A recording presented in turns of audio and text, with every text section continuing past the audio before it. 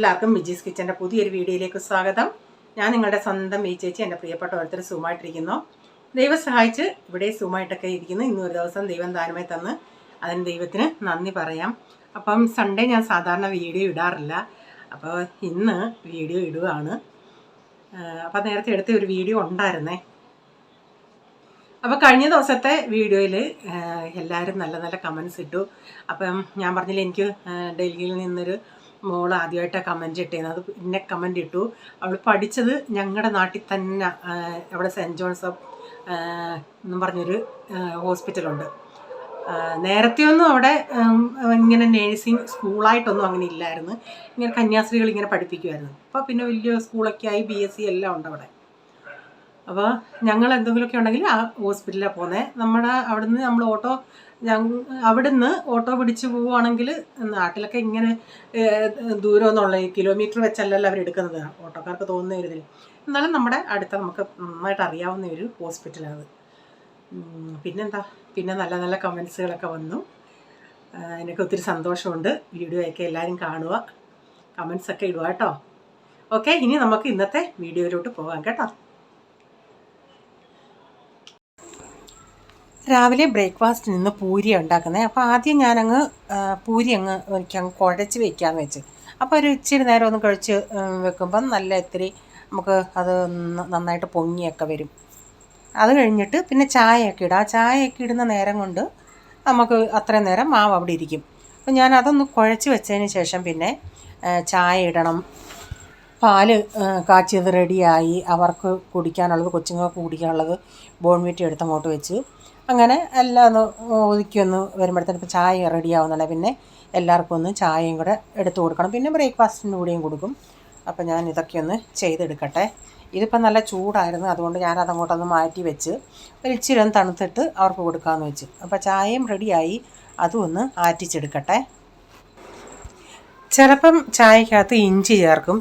പിന്നെ റേച്ചാൻ ഒരു മസാല വാങ്ങിച്ചു വെച്ചിട്ടുണ്ട്. പക്ഷേ അത് എൻ്റെ ടേസ്റ്റ് എനിക്ക് അത്ര അങ്ങോട്ട് ഇഷ്ടപ്പെട്ടില്ല. എനിക്ക് ഇഞ്ചി കുഴപ്പമില്ല, പക്ഷേ ആ മസാലയും കുഴപ്പമില്ല. നേരത്തെ വാങ്ങിച്ച മസാല കുഴപ്പമില്ല, പക്ഷേ ഇതൊരു ഇത്തിരി വേറൊരു ടൈപ്പ്. അതിൻ്റെ അകത്ത് എനിക്ക് ഞാൻ നമ്മുടെ ഈ പട്ടയുണ്ടല്ലോ, പട്ടയൊക്കെ അതിൽ ചേർന്നിട്ടുണ്ട്. അപ്പോൾ അത് ഞാൻ റേച്ചാന് വേണമെങ്കിൽ ഒരു സ്വല്പം ഒരു പിഞ്ചേ ഞാൻ ചേർക്കത്തുള്ളൂ. അപ്പോൾ ഞാൻ ചായയൊക്കെ ഒന്ന് ആറ്റിച്ച് ഇനി അതൊന്ന് കുടിക്കാനായിട്ട് ഞാനും ഒരു ഗ്ലാസ് എടുത്ത് അവിടെ വെക്കും. എന്നിട്ട് എൻ്റെ ജോലി ചെയ്യുന്ന സമയത്ത് എനിക്ക് ഒത്തിരി ചൂട് കുടിക്കാൻ ഇഷ്ടമല്ല. റേച്ചാനും ഡാഡിക്കും നല്ല ചൂട് വേണം. എനിക്കിച്ചിരി നന്നായി തണുത്തിട്ടൊരു ചെറിയ ചൂട് മതി എനിക്ക്.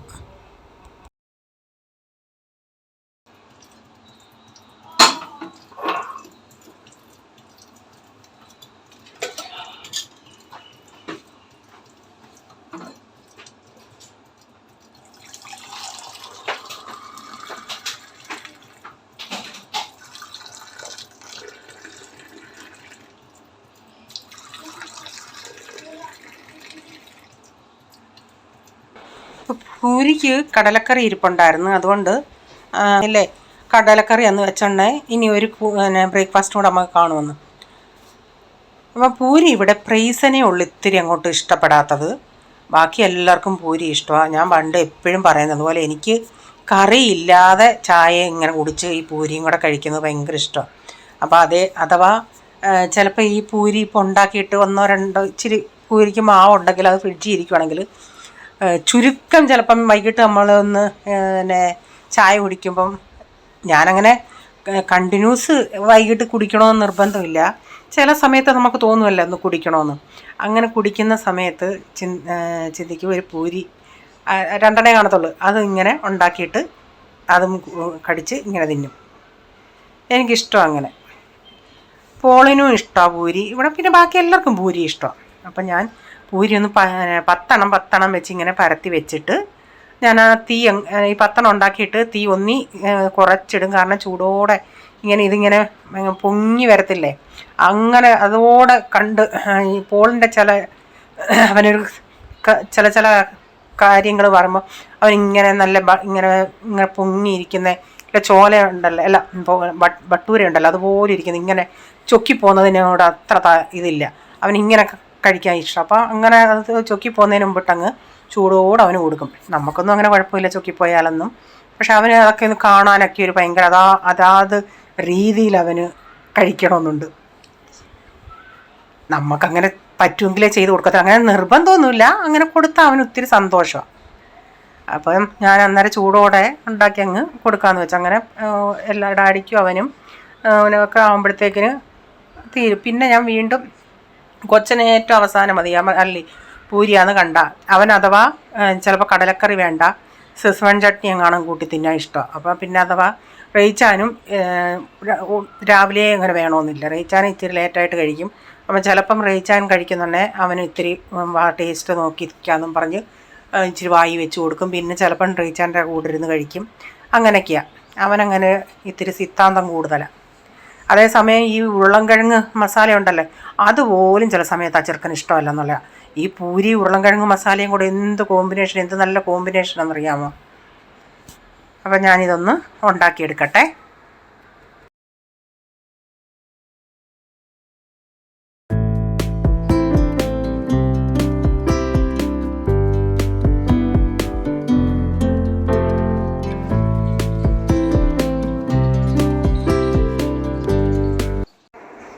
അങ്ങനെ രാവിലത്തെ ബ്രേക്ക്ഫാസ്റ്റ് ഒക്കെ കഴിഞ്ഞതിന് ശേഷം കഴിഞ്ഞ ദിവസം മത്തി വാങ്ങിച്ച സമയത്തെ അവർ അപ്പം ഞാൻ പറഞ്ഞില്ലേ കുഞ്ഞൻ മത്തി 300 രൂപയായിരുന്നു.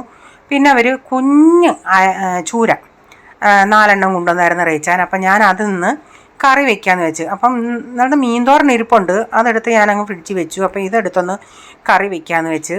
അപ്പോൾ അതിൽ നിന്ന് നോക്കിയുണ്ടെങ്കിൽ ഞാനത് 4 അങ്ങ് വെട്ടി, വലിയതല്ലായിരുന്നു. 4 എണ്ണം അങ്ങ് വെട്ടി ഉടനെ 2 എണ്ണം നല്ല വെള്ളയായിരുന്നു, ബാക്കി 2 എണ്ണം ഇത്തിരി കറുപ്പ് പോലായിരുന്നു.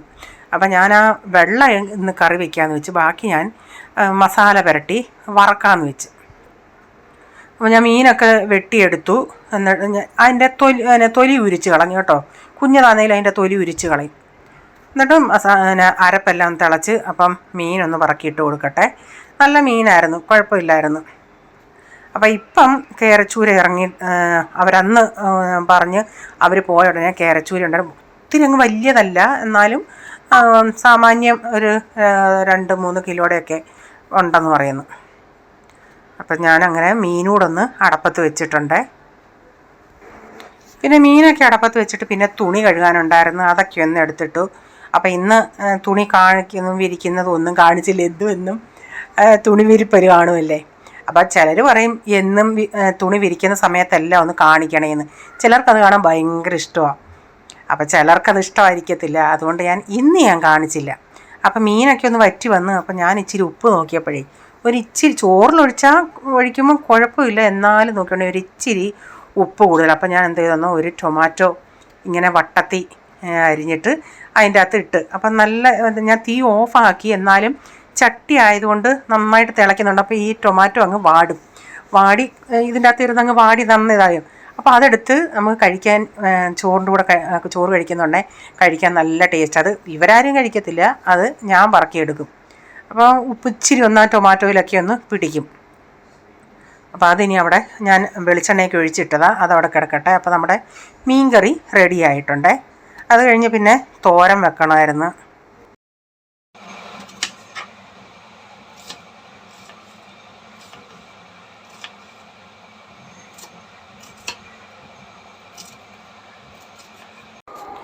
അപ്പം ഞാൻ ഇന്നാളെ നിങ്ങളുടെ അടുത്ത് പറഞ്ഞില്ലേ, ഇവിടെ തൂത്ത് തുടയ്ക്കാൻ വരുന്ന കൊച്ചാനു, അവൾ രണ്ടാമത് ഒരു ചെറുക്കനെ കല്യാണം കഴിച്ചില്ല. ആദ്യത്തെ ഭർത്താവ് ഒരു കുറേ വർഷം കൊണ്ട്, ഒരു 7-8 വർഷം കൊണ്ട് എപ്പോഴും കുടിച്ച് ഇങ്ങനെ നടക്കുന്നത് കൊണ്ട് ഉപേക്ഷിച്ച് നടക്കുക. അപ്പം ഇവക്കൊരു മോനും ഒരു മോളുമാണ്. മോൻ 10ാം ക്ലാസ് കഴിഞ്ഞപ്പോൾ അങ്ങ് അപ്പൻ്റെ കൂടെ അങ്ങ് പോയി. ഈ പെങ്കൊച്ചുണ്ട്, പെങ്കൊച്ച് 7ലാണ്. അതിന് ഇച്ചിരി കാലിന് സ്വാധീനക്കുറവ് പോലൊക്കെ ഉണ്ട്. അപ്പോൾ ഇപ്പോൾ അവൾ രണ്ടാമത് കല്യാണം കഴിച്ച് എൻ്റെ അടുത്ത് പറഞ്ഞായിരുന്നു, ഇതിലിനി എനിക്ക് കൊച്ചു വേണ്ട ആൻറ്റി, ഇതാന്നൊക്കെ പറഞ്ഞായിരുന്നു. പക്ഷേ അവൾ പ്രഗ്നൻ്റായി. 2 വർഷമായി കല്യാണം കഴിഞ്ഞിട്ട്. ഇടയ്ക്കിടയ്ക്ക് അവന് കുടിച്ചിട്ട് വന്നിട്ട് രണ്ടുപേരുടെ ഇവൾ നന്നായിട്ട് നമ്മളിങ്ങനെ കാണുന്നത് പോലെയുള്ള പ്രതികരിക്കും അവൾ നന്നായിട്ട്. അപ്പം എന്നിട്ട് അവനുമായിട്ട് പിണങ്ങി അവനെ വീട്ടിൽ നിന്ന് ഇറക്കി വിടും. ഒരു കുറച്ച് നാൾ കഴിയുമ്പോൾ വന്ന് എന്നോട് ഇങ്ങനെ പറയും, അവന് ഒരു പ്രാവശ്യം പോലീസ് സ്റ്റേഷനിൽ വരെയൊക്കെ ഇവിടെ കൊണ്ടുപോയി കേസ് കൊടുത്ത്, അവനിങ്ങനെ കുടിച്ചിട്ട് വന്ന് പ്രശ്നം ഉണ്ടാക്കിയെന്നും പറഞ്ഞ്. അത് കഴിഞ്ഞ് വീണ്ടും ഞാൻ നോക്കിയോണ്ടേ അവനവിടെ തൂക്കുന്നതൊക്കെ കണ്ട് അപ്പം സോൾവായി സോറി പറഞ്ഞ് വന്നു. വീണ്ടും അവൾ പ്രഗ്നൻ്റായി 3.5 മാസമായുണ്ടേ. ആദ്യം അവൾ എന്നോട് പറഞ്ഞില്ല. ഒരു ദിവസം എന്നോട് ഇങ്ങനെ പറഞ്ഞ്, ആൻറ്റി ഞാനിങ്ങനെ പ്രഗ്നൻ്റാണ്. ഞാൻ പറഞ്ഞു, അയ്യോ നീ പറഞ്ഞായിരുന്നല്ലോ നിനക്ക് ഇനിയും വേണ്ട. ഈ കൊച്ചിന് ഇപ്പം ഇവളുടെ ആദ്യത്തെ കെട്ടിലെ പെൺകൊച്ചിന് 13 വയസ്സുണ്ട്. അപ്പോൾ 13 വർഷം കഴിഞ്ഞതിന് ശേഷം അവളിപ്പം പ്രഗ്നൻ്റ് ആയത്. അപ്പോൾ അതിൻ്റെ ഇടയ്ക്ക് അവൾക്ക് തൈറോയിഡൊക്കെ വന്ന് അങ്ങനെ അതൊക്കെ ടെസ്റ്റ് ചെയ്ത്. അപ്പോൾ എൻ്റെ അടുത്ത് ഇങ്ങനെ പറഞ്ഞു. അപ്പോൾ അവൾ പറഞ്ഞു, എന്തോ ചെയ്യാൻ ആൻറ്റി, അവൻ്റെ വീട്ടുകാർക്ക് വേണം. ഞാൻ പറഞ്ഞു, നീ ഇപ്പം ഇങ്ങനെ ജോലി ചെയ്യുമ്പം കൊച്ചിനെയൊക്കെ ആയിരുന്നു നോക്കും, പിന്നെ നിൻ്റെ ജോലി നീ വേണ്ടാന്ന് വെക്കുമെന്ന്. അങ്ങനൊന്നുമില്ല, ഞാൻ അവൻ്റെ അമ്മ നോക്കിക്കോളൂ, അവർ ചെറുപ്പം അതായത് എന്നൊക്കെ എന്നോട് പറഞ്ഞു.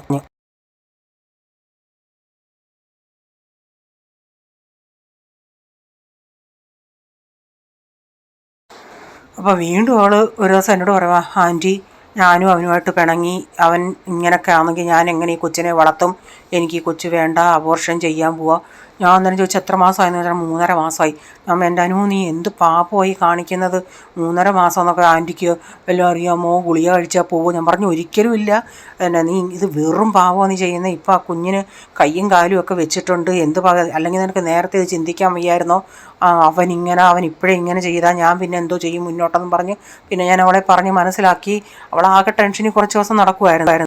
ഞാൻ പറഞ്ഞു, നീ അവൻ്റെ അമ്മയുടെ അടുത്തൊക്കെ പറഞ്ഞിട്ട് മനസ്സിലാക്കുക. അപ്പോൾ അവൻ്റെ ചേട്ടൻ നല്ല മനുഷ്യനെ, അവനെ വഴക്ക് പറയുകയൊക്കെ ചെയ്തെന്ന് പറഞ്ഞു. അപ്പോൾ ഇവള് വേണ്ടാന്നും പറഞ്ഞ് അങ്ങ് നിൽക്കുമായിരുന്നു. ഞാൻ പിന്നെ പറഞ്ഞ് മനസ്സിലാക്കി. എന്തു വന്നാലും കുറച്ച് ദിവസം കഴിഞ്ഞാൽ അവൻ വീണ്ടും അവനെ ഞാൻ കണ്ട്. രണ്ടുപേരോട് അവൻ വന്ന് സോറിയൊക്കെ പറഞ്ഞ് സോൾവായി. അപ്പം ഡെലിവറിക്ക് ഓരോരുത്തടുത്ത് ചെന്നു. അവൾ മുനിസിപ്പാലിറ്റിയിലാണ് പോയത്. മുനിസിപ്പാലിറ്റിയിൽ ശരിയായില്ല, അവിടെ ടെസ്റ്റ് ശരിയല്ലെന്നും പറഞ്ഞ് അവൾ വീണ്ടും ഇവിടെ പ്രൈവറ്റിൽ നോക്കുമ്പം റേറ്റ് കൂടുതലാണെന്നും പറഞ്ഞ് ആകെ ടെൻഷൻ നടക്കുക. അവസാനം നോക്കി ഒരിടത്ത് പോയി അവർ 30,000 ആകുമെന്ന് പറഞ്ഞെന്ന്. ഞാൻ പറഞ്ഞു, അത് കുഴപ്പമില്ല, ഇപ്പോഴത്തെ ഈ ഇതൊക്കെ വെച്ച് നോക്കുമ്പോൾ അത് തീരെ കുറഞ്ഞ ബില്ല, നീ അവിടെ തന്നെ പോ. കാരണം ഇതുവരെ അവളൊരു മെഡിസിൻ ആവട്ടെ ഒന്നും ഇതുവരെ തുടങ്ങിയിട്ടില്ല. ഇനിയും ഒരു വിധത്തിൽ പറഞ്ഞ് ഒപ്പിച്ചിട്ടുണ്ട് ഞാൻ, നീ അവനെ പറഞ്ഞ് മനസ്സിലാക്കുന്നൊക്കെ. ഇവളും ഭയങ്കര ഇതാട്ടോ. ഇവളാണെങ്കിൽ ഒന്നും വിട്ടു കൊടുക്കത്തില്ല. ഇത്രയൊക്കെ ചെയ്തിട്ട് അവൻ ഇത്രയും കഷ്ടപ്പെട്ടല്ലോ പക്ഷേ അവൻ കുടിക്കുമെന്ന് അവൾ പറയുന്നത്. അവന് പൈസയൊന്നും അങ്ങനെ കൊടുക്കത്തില്ല. പക്ഷേ എന്തെങ്കിലുമൊക്കെ അവൻ പറയുന്നത് അവളൊന്നും എറിക്കത്തില്ല. അവൾ കാരണം ചിലപ്പോൾ ഫോണിൽ കൂടെ സംസാരിക്കുന്നത് കേട്ടാൽ എൻ്റെ ദൈവമേ എന്തോ ഇതിലാണ് അവൾ സംസാരിക്കുന്നത്. എന്നിട്ട് അവൾ അവിടെ കൂട്ടുകാരിയും കൊണ്ട് പോയി ഇത് ഹോസ്പിറ്റലിൽ പോയി കളയാനായിട്ട് നോക്കി. അപ്പം അവിടെ അമ്മയും പറഞ്ഞ്, ഒരിക്കലും അങ്ങനെ ചെയ്യല് പാപ, നീ അത് അവനെ പറഞ്ഞ് മനസ്സിലാക്കുന്നൊക്കെ അവിടെ അമ്മയും പറഞ്ഞെന്ന് പറയുന്നു. ഈ 2 വർഷത്തിനിടെ ഇപ്പോൾ ഒരു 3-4 പ്രാവശ്യത്തെ അടിയും ബഹളവും പിണക്കലുമായി. അത് കഴിഞ്ഞ് വീണ്ടും ഞാൻ നോക്കുമ്പം അവനവിടെ വന്നിന്ന് തൂക്കുന്ന കാണാം. ഞാൻ പറഞ്ഞു, എങ്ങനെയൊക്കെ അഡ്ജസ്റ്റ് ചെയ്ത് പോന്നു. ഞാൻ പറഞ്ഞു, ഇപ്പം നിനക്ക് 4 മാസമായില്ലേ, ഇനിയും സ്നേഹത്തോടെ 2 പേരും നിൽക്ക്, ഒരു കൊച്ചൊക്കെ ആകാൻ പോവില്ലേ നിനക്ക്. അപ്പം ഞങ്ങൾ ഇന്നാളി വെളിയിൽ പോയണ്ടേ. ഇത് ഞങ്ങളുടെ അവിടെ നിന്ന് ഇത്തിരി ദൂരെയാണ്. ഞങ്ങൾ ഇത്തിരി ആപ്പിൾ കണ്ടോണ്ടേ എനിക്ക് നല്ലതാണെന്ന് തോന്നി. അതുകൊണ്ട് എനിക്ക് ഇത്തിരി 160 രൂപയായിരുന്നു. അപ്പം റീച്ചാൻ പറഞ്ഞു 1 കിലോ വാങ്ങിച്ചാൽ മതി, അതേസമയം പന്നലാണെങ്കിൽ നമുക്ക് തിരിച്ചു കൊണ്ടുവരാക്കത്തില്ലല്ലോ എന്ന്. പക്ഷേ എനിക്ക് മനസ്സിലായി, അത് മണപ്പിച്ചുകൊണ്ടേ തന്നെ നല്ലൊരു മണം ഉണ്ടായിരുന്നു. പിന്നെ ഓറഞ്ചും ഇതും വാങ്ങിച്ച്. അപ്പം ഈ ടൈപ്പ് പ്രൈസിന് ഇഷ്ടമല്ല, അവന് ഒരു സോഫ്റ്റാണെന്നും പറഞ്ഞ്. അങ്ങനെ ഏത്തക്കയും വാങ്ങിച്ചായിരുന്നു. ഏത്തക്ക ഇച്ചിരി പഴുത്ത ഏത്തക്കയായിപ്പോയി. അങ്ങനെയുള്ളത് ഈ പിള്ളേർക്ക് ഇഷ്ടമല്ല, അതേ ഉള്ളായിരുന്നു. അപ്പം അതൊക്കെ ഒന്ന് എടുത്ത് വെക്കട്ടെ. ഞാനിങ്ങനെ ഇതിൻ്റെ അകത്ത് ഇട്ടിട്ട് ഞാനിപ്പം വീഡിയോയിൽ ആയതുകൊണ്ട് ഇങ്ങനെ എടുത്തതാണ്. ഇനി ഞാനിത് ഉപ്പുവെള്ളത്തിൽ വിനാഗിരിയിലിട്ട് കുറച്ച് നേരം വെക്കും ഈ ആപ്പിൾ. അപ്പം ഇന്നത്തെ വീഡിയോയിലെ വിശേഷം ഇതൊക്കെയായിരുന്നു. നിങ്ങൾക്ക് വീഡിയോ അല്പമെങ്കിലും ഇഷ്ടമായെങ്കിൽ നിങ്ങൾ ലൈക്ക് ചെയ്യാൻ മറക്കരുത്. അതുപോലെ നിങ്ങളുടെ അഭിപ്രായം കമൻറ്റിൽ കൂടെ അറിയിക്കണേ. സബ്സ്ക്രൈബ് ചെയ്യാതെ ആരെങ്കിലും കാണുന്നുണ്ടെങ്കിൽ നിങ്ങൾക്ക് വീഡിയോ ഇഷ്ടമായെങ്കിൽ ഒന്ന് സബ്സ്ക്രൈബ് ചെയ്തിട്ട് ആ ബെല്ലൈക്കൺ ബട്ടണൂടെ പ്രസ് ചെയ്യുകയാണെങ്കിൽ ഓൾ എന്നൊരു ഓപ്ഷൻ വരും. അതുകൂടെ പ്രസ് ചെയ്യുകയാണെങ്കിൽ ഞാനിടുന്ന വീഡിയോയുടെ നോട്ടിഫിക്കേഷൻ നിങ്ങൾക്ക് എന്നും വരുന്നതായിരിക്കും. ഇനിയൊരു പുതിയ വീഡിയോയുമായി വരും വരെ bye, God bless you all. Thank you, take care, bye, see U.